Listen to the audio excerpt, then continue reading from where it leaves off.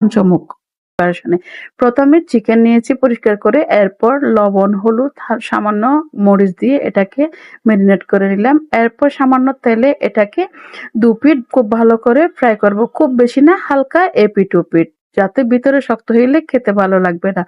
সামান্য এপিট ওপিট ভেজে তুলে নিয়ে নিব, ভিতরের জন্য জুসি ভাবটা থাকে। এখন ওই তেলের মধ্যে আর একটু তেল দিয়ে দিব, দিয়ে আমি এখানে কিছু পেঁয়াজ ভালো করে বেরেস্তা করে নিব।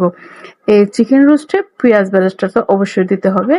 তো এখন এখানে দিয়ে দিচ্ছি গরম মশলা, এলাচ, লবঙ্গ, এলাচ, দারচিনি, এরপর পেঁয়াজ আর রসুন একসাথে ব্লেন্ড করে এখানে অ্যাড করে দিয়েছি। এখন ভালো করে মশলাটা কষিয়ে নেব। শুকনো উপকরণের মধ্যে হলুদ গুঁড়া এবং স্বাদ মতো লবণ দিয়ে আর একটু মশলা কষিয়ে নেব। এখন ধনিয়া গুঁড়া 1 চা চামচ আর জিরা গুঁড়া দিয়েছি 1/2 চা চামচ। এখন দিয়ে দিয়েছি কিছু বাদাম বাটা, এটার সাথে কিশমিশ বাদাম একসাথে মিশিয়ে দিয়েছি। এরপর 4 টেবিল চামচ এখানে টক দই দিয়ে দিয়েছি। এটা দিয়ে খুব ভালো করে মশলাটা কষিয়ে নিচ্ছি যেন তলাতে লেগে না যায়। এখন গুঁড়ো দুধ 2 টেবিল চামচের চাইতে বেশি নিয়ে একটু পানি দিয়ে মিক্স করে এখানে অ্যাড করে নেব।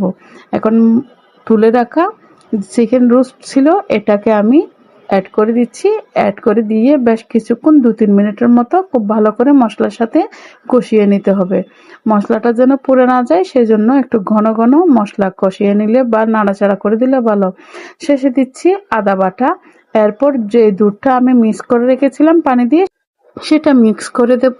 এরপর কাঁচামরিচ দিয়ে দিব।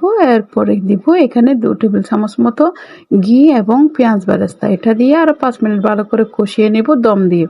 তারপর নামানোর আগে এরপর দিয়ে দিব ভাজা জিরা গুঁড়া আর সামান্য একটু 1 চামচ ঘি। ঘিটা দিয়ে আরো 5 মিনিট দমে রেখে দিয়ে এভাবে তেলটা যখন মাখো মাখো হয়ে আসবে তখন আপনারা পেঁয়াজ বেরেস্তা দিয়ে এটা কিন্তু সার্ভের জন্য একদম রেডি করে নিতে পারেন। তো এভাবেই কিন্তু একবার চিকেন রোস্ট তৈরি করে নিলে এটা কিন্তু খেয়ে প্রশংসায় সবাই পঞ্চমুখ হবে। অত্যন্ত দুর্দান্ত একটা সুন্দর মজাদার রেসিপি, একবার ট্রাই করে দেখবেন। রেস্টুরেন্টের সাথে এতক্ষণ আমার ভিডিওটি দেখার জন্য আপনাদের সকলের প্রতি রইল আন্তরিক অভিনন্দন।